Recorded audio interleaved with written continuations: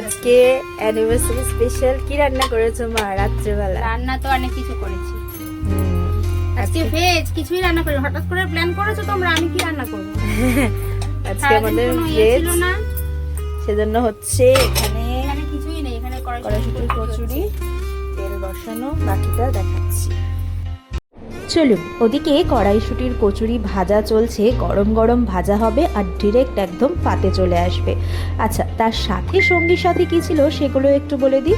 সঙ্গী সাথীর মধ্যে প্রথমেই ছিল পনিরের একটা হোয়াইট গ্রেভি বানিয়েছিল মা, যেটার মধ্যে কাজু কিশমিশ তার সাথে কিছু চার মগজ এই সমস্ত দিয়ে বানিয়েছিল। গ্রেভিটা খেতে দুর্দান্ত হয়েছিল।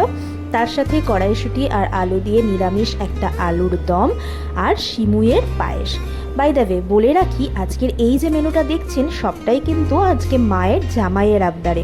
যেহেতু মঙ্গলবার দিন পড়েছিল আমাদের অ্যানিভার্সারিটা, সেই জন্য নিরামিষ থেকে আমরা সেটাকে আর আমিষ করতে চাইনি, সেই জন্যই এই আয়োজন করা হয়েছিল। চলুন ডিনারটা সেরে নিই।